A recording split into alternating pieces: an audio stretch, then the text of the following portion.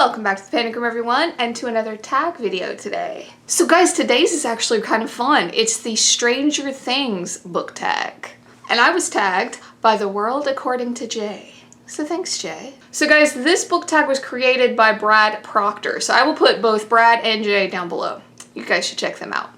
And how cool is that? You know, everybody's like Stranger Things obsessed. And, you know, of course, I've seen it. Mrs. Horse, she absolutely loves Stranger Things. So guys, I'm actually prime age for Stranger Things. You know, you got the 80s vibes, you got the whole conspiracy thing happening, you have a little bit of horror thrown in.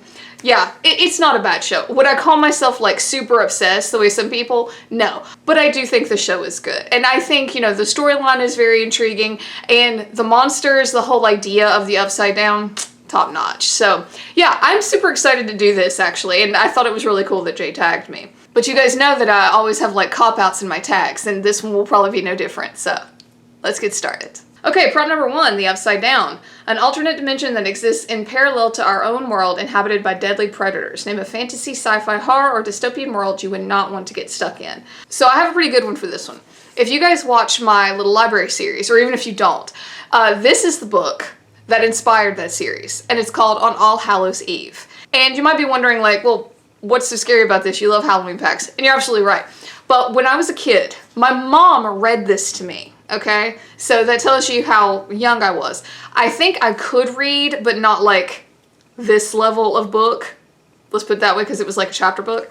And here we are in August. Halloween is right around the corner. I highly recommend this book. So I don't want to give you any spoilers, but the descriptions of the wood in this book, the forest, and the entities that the two main characters run into are just so creepy to me. And it's not that like, oh my god, you're gonna kill me kind of creepy. It's like, it's going to do something to you on a like soul level kind of creepy. Like it's going to corrupt you. And I just remember like being so torn as a kid, because part of me was terrified and then part of me was just intrigued. And to this day, I still say it's one of the best Halloween books out there. You know, really right below the Halloween tree for me.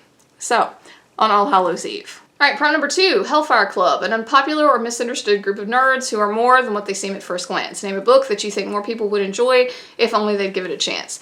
So this one was a hard one for me, and I really could not come up with a book. I think that's because I simply just read what I want. I'm like, hey, this is cool, you should read it, but if you don't want to, that's okay too. That's just kind of the way I operate. But I am going to say a genre, and that's poetry.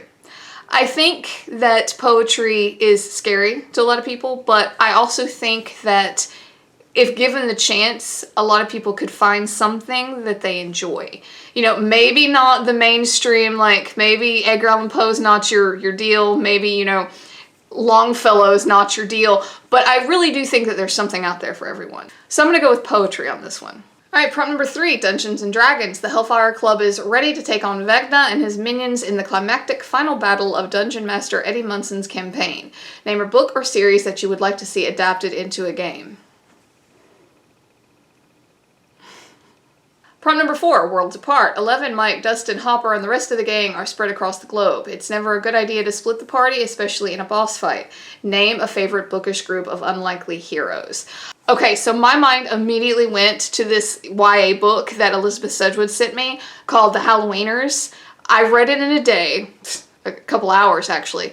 But it has all those Halloween nostalgia vibes, and it has this little group of like trick-or-treaters, and I don't know, I really liked it. I really did. I thought it was really cute, and you know, the little trick-or-treaters are, you know, kind of nerdy. They have this little group, kind of sort of like in the vein of the Hellfire Club. And I don't know, my mind immediately went there. I thought it was, you know, just perfect. You know, this little group of like ragtag people, and they go and they help, you know, this other kid, and I don't know. It has a lot of the same like Stranger Things undertones. So I'm gonna have to go with that one. The Halloweeners. Prompt number 5, pineapple pie. Side note, I know this is about pineapple on pizza, but did anyone ever eat the pineapple pies from McDonald's like back in the day? I don't go out to eat very much anymore. Does McDonald's still sell those? Because I remember I loved those things as a kid. Like every summer, I want to say McDonald's would release them.